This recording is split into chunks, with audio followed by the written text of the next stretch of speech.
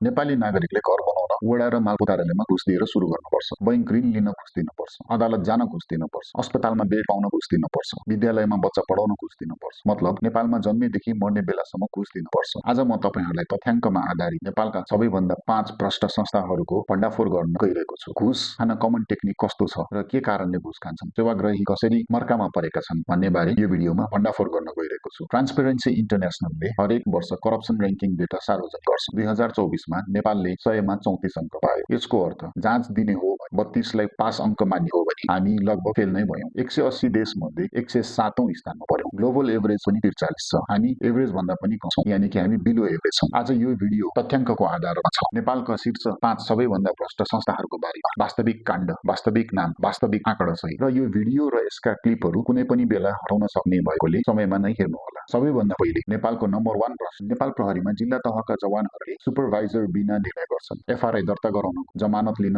मुद्दा बन्द गराउन, मुद्दा दर्ता गराउन 1 वर्षमा 28643 अख्तियारमा उजुरी परेको छ। अधिकांश प्रहरी सम्बन्धित। यो सबैभन्दा बढी सामान्य नेपालीको दैनिक जीवनमा हस्तक्षेप गर्ने भ्रष्ट संस्था हो। आफूभन्दा ठूलाले कारबाही गरे पनि कारबाही गर्ने आफै नै भएकोले कारबाहीमा नै पर्दैन। ट्रान्सपेरेन्सी इन्टरनेशनलले दक्षिण एसियाली देशको सर्वेक्षणमा नेपाल, भारत, बंगलादेश, पाकिस्तान, श्रीलङ्कामा सबैभन्दा भ्रष्ट संस्था प्रहरीलाई नै पाएको छ। 2 नम्बरमा नेपालका न्यायपालिका। अदालतमा देखिएको भ्रष्टाचारका प्रकारहरू पहिला घुसै खान्छन्, राजनीतिक हस्तक्षेप हुन्छ र मुद्दालाई ढिला गरिदिन्छ। वर्ल्ड जुडिसियरी जस्टिसले नेपालका न्यायपालिकालाई अधिकार दुरुपयोगको आधारमा 100 मा 30 अंक दिएको छ। यसमा त हामी सिधै फेलै भयौं। 2021 मा प्रधान न्यायाधीश टोलेन्द्र शमशेर राणालाई महाअभियोग लगाइयो। मन्त्री परिषदमा भाग मागेको भन्ने आधारमा। अदालती न्यायाधीशको अडियो चुहावट भयो। व्यापारीलाई रिहा गर्न कति रकम दिनुपर्छ भनी वकिलसँग छलफल गर्दै गरेको अडियो क्लिप बाहिर आउँदा वाणिज्य विवादहरू वर्षौंसम्म जानाजान पेन्डिङमा रहन्छन्। भ्रष्ट अदालत अन्तिम सुरक्षा रेखा हो र त्यो पनि बिकेको छ। 3 नम्बरमा कर कार्यालय र भन्सार विभाग। कर कार्यालयहरूमा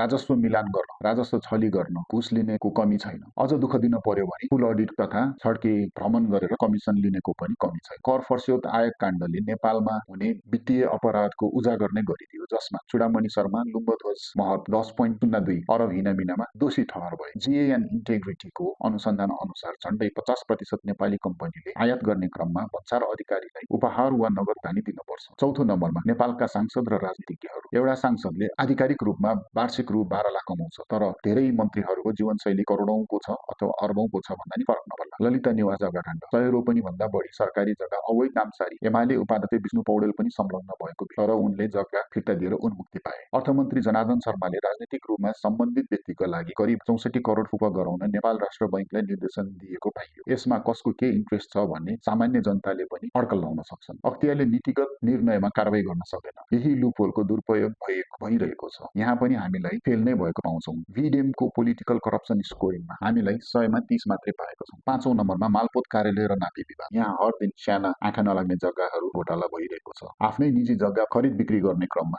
सानो कैफियत निकाल्दिन्छन्, जहाँ खरिदकर्ता र विक्रेताको कुनै पनि बदनियत नहुँदा पनि सानो कैफियत देखाइदिएर कारोबारै रोकिन्छन्। बाध्य भएर उनीहरूलाई घुस दिन पर्ने हुन्छ। अख्तियारको तथ्याङ्क अनुसार चन्द्रगढी नापी कार्यालयमा 186 जनालाई मुद्दा चलाइ उनीहरूले 28 बिघा सार्वजनिक जग्गा अवैध दर्ता गरेको पाइयो। अर्को मुद्दा 171 जना अभियुक्त भए 21 बिघा सार्वजनिक जग्गा निजीकरण भएको पाइयो। यो ठूलो जग्गाको मात्र कुरा। यी 5 संस्था हेर्दा एउटै ढाँचा देखिन्छ। पहिलो, अख्तियारले नीति तहको भ्रष्टाचार कारबाही गर्न सक्दैन। राजनीतिज्ञहरूले यही लुपहोलको दुरुपयोग गरिरहेका छन्। दोस्रो, सेना र न्यायपालिका अख्तियारको अधिकार क्षेत्रभन्दा बाहिर छ। तेस्रो, सम्पत्ति विवरण छ तर प्रतिबन्ध छैन। चौथो, नियमन छ, कार्यान्वयन छैन। सानो तहमा हेर्ने हो भने जानाजान कर्मचारीहरूले ढिलो गरिदिएपछि सेवाग्राही बाध्य भएर उपहार वा नगद घुस दिन बाध्य भएको पाइएको छ।